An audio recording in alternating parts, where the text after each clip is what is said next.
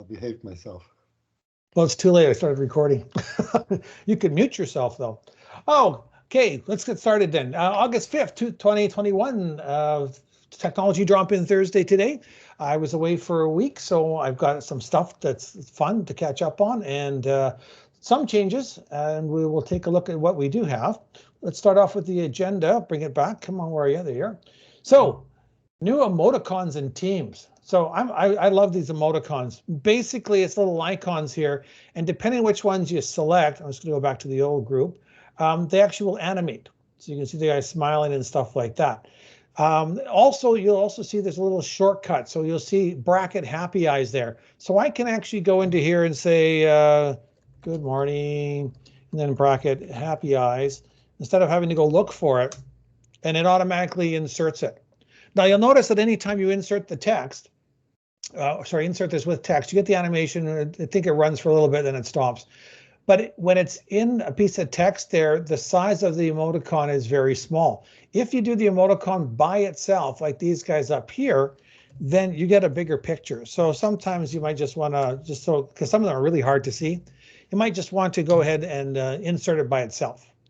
But there are over 850 new emoticons now. So some of them will animate, some will not yet. So you kind of have to hit and miss as you go through. You can see what the new ones are. But there's all sorts of different things you can go through and take a look at. Like I said, this one doesn't work, but I know the bicycle here works. So just a matter of pick and choose. I put an article in Microsoft Teams group there, so you can see some of the ones I put in there. My favorite, of course, is Headbang. I think it's Headbang is what it is.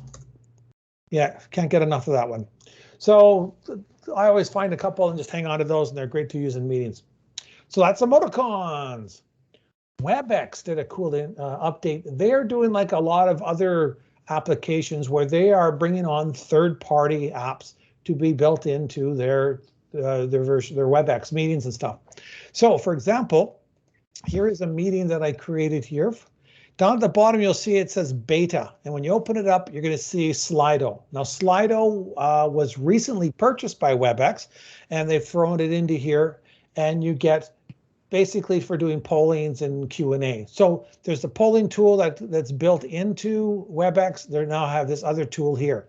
Keep in mind, this is a third-party tool. They're kind of running it separately, so it may not have as features rich as you'd like. So, for example, Slido. When I went to the Webex App Hub, which is right here, and you go through and take a look at the information that they have on Slido, you get 3 polls. Only 100 people can enter the polls, and there are some other limitations to it as well. So for a lot of people, that's going to be fine if you're not doing a lot of polls. And remember, a poll is one question. It's not like a quiz. So Slido's, it will be good for a lot of people, but if you've got like over 100 people that you're trying to take a temperature of, Slido's not going to work for you. And there's going to be more and more apps coming out, as it said in the article there, that they will populate in here. Plus, there's this whole web app hub.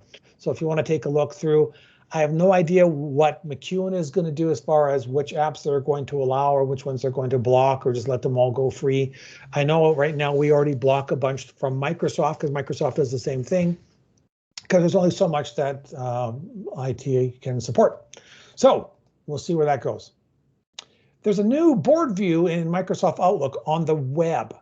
So there are times when you've got the calendar here, you've got the different calendars there, but you might want to take a look at some other things. Up in the top here, there's a new view called board.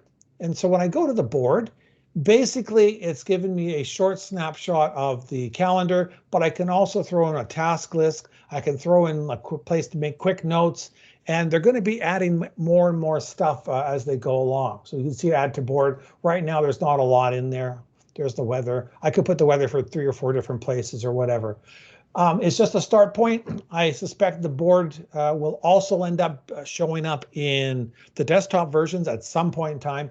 But as I've said in the past, they always put their efforts in the web first because ideally that's where they want to push everyone so that they only have to update one version rather than having to do the Mac version, the Linux version, the Windows version. So you'll see that here now. And then down the road, we will see it in the desktops. So board view. Power BI is part of Microsoft Lists, so this is cool. So you've heard me talk in the past, Microsoft Lists is a good replacement for Excel. It takes out a bunch of the high-tech gobbledygook that those of us who are simple folk prefer to have just some columns and some lines and deal with that. And I can go through and do all sorts of kind of stuff in there.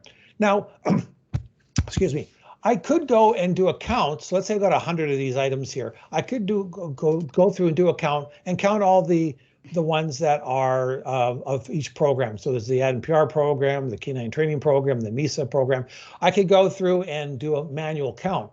But now that they've got Power BI is basically analytics. So we're just going to pop this open. This is now available on any list that you create. And it's going to generate a bunch of reports that you can go in and customize and create and do all sorts of fun stuff.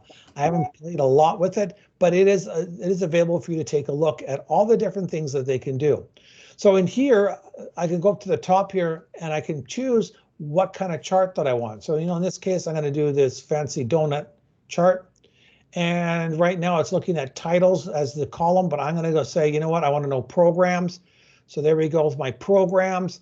And I can keep on going and doing all sorts of stuff. And notice here, there's 1 count, and 4 count. There's my count without me having to go through and do all the math and stuff. So that's just been released. I haven't had a chance to play too much with it, but it's sure going to make things a lot easier when we have these larger case files, larger case of lists and all these different rows in them. I haven't tried to see if it will work in documents. So remember, a list is also used in the documents listing. I don't know if the BI is in there, but I'll find that out and let you guys know. But that's very exciting for anyone that's going to do a lot of work in there. Update to Google Remote Desktop. So if you've been around for a while, you've heard me talk about, if you're doing any kind of troubleshooting with somebody else, Google Remote Desktop is a great tool for you to see the person's computer or take control of it. I use it with my mom all the time because it's just a lot easier than me driving all the way out to the Shore Park. However, one of the nice things too is I can also install software on any of my computers and then connect to that computer regardless where I'm at. So for example, when I'm traveling on my Chromebook or my iPad or something like that, I have a Mac Mini in my living room I use as a media center. I can connect to that. So I'm just going to close my Webex here and bring up my remote desktop. And to get to this, you just have to go to remotedesktop.google.com and it'll take you through all the steps to set it all up. I'm not going to do that. You can look through some of the previous videos we've talked about it. But what I do want to show is here's my M1 Mini. I don't have to worry about any kind of magic configuring of my computer or my router or anything like that. It just works regardless where I'm at. But on the desktop, there's this great new feature. And not only when I connect to my computer, I am in charge of it. So you can see here, I'm going to do a quick refresh. I'm going to go and click on here. Regardless how slow the machine is that I'm using, so for example, my Chromebook, all I'm doing is using my other device as a dummy device to connect to my computer. So there's Safari. As you can see, I'm just going through and clicking on links on my other computer. What they've added is off to the side here, is down here more. So some input controls, Control Alt Delete, print screen, that kind of stuff. But what's more exciting to me is uploading and downloading files, because that means I can use the internet connection here to quickly download a file to this machine. And then when I'm ready, I can download it or upload it to my device that I'm currently using. So for example, I'm just going to pull up my desktop. Right now we can see there's one file there. And I'm going to upload a file from my home computer here. Or I would do it with a Chromebook or whatever else. So I've got a couple of photos here. I'll just grab the burgundy one and I'll open that. And it's going to upload the file. And there you can see it automatically appears on my Mac Mini. So from wherever I'm at, I can upload it. The upload and download functions are great. There are limitations. You can only upload or download 500 meg files. So if you're thinking of doing full-length videos and movies and whatever else, if they're over 500 megs, it's not going to work. But I mean, any of these other files like Word files and stuff like that, I can do that. This is not available yet anyways on my iPhone or my iPad or the mobile devices yet, but I suspect that will be coming out shortly. But that's Chrome Remote Desktop. I use that all the time. It's just an awesome tool. Last thing I want to talk about is sharing your location and ETA with Google Maps. So when I was on my vacation, I was traveling to Manitoba. The people I was seeing, I wanted them to be able to track me rather than doing the whole where are you, where are you, where are you game. And I discovered that Google actually has improved their game in the sharing a lot. So here's a copy of Google Maps. And up in the top here, the corner here, sorry, somebody there? Questions? Nope. Okay, I'm just going to mute everyone. So what's happened here is if you click on there, you're going to get this next menu here. And the menu here shows you location sharing. And you can share your location with people you trust. So like I share it with my kids, with friends and stuff like that. And basically I can choose how long I want to share it for. So here it's going to give a report to the person that this is my computer, here's where I currently am, and here's my battery. And then I'm going to share it for 1 hour so I think it's 1 hour, 2 hours, 3 hours, 1 day, 2 days, 3 days, or indefinitely. So depending on what you're comfortable with, you might want to share it during a trip or whatever else. And basically it's just saying, hey, follow Trevor and see where Trevor's at anytime you're doing that. So it doesn't matter where I'm going, it's just going to show you exactly where I'm at. The nice thing too is under the more options thing here, I can send a link, excuse me, to a website to somebody who's not even in Google land. So just someone who's maybe not tech savvy, but they can click on a link. They don't have to have a Google account. They will also use that link to be able to see where I'm at. So you can do all sorts of stuff in there. The other thing you can do is you can send your ETA. Now, if you are going to a location, you would use your map and say, go to my location, go here, and just keep on moving. What they've done is once you start driving, let me just get to where I want. Down in the bottom here, you'll see this little bar here. When you click on that, it's going to give you some options, and some of the options are going to include share trip progress. So what that will do is say, hey, you know what, Trevor is coming. He should be there in 2 hours and 32 minutes, whatever it is at this specific time. It's actually showing you here in this example. It's going to take him 15 minutes to get there. He'll be arriving at 4:26, and then they can actually track it.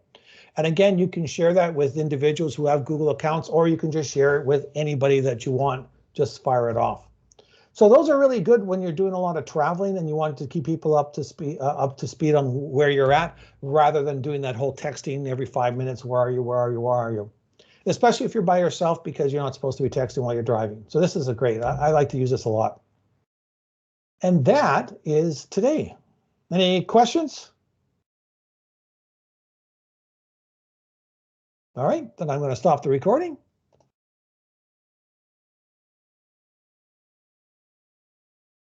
And we're done. Bam. You guys can come off mute now. It's just us.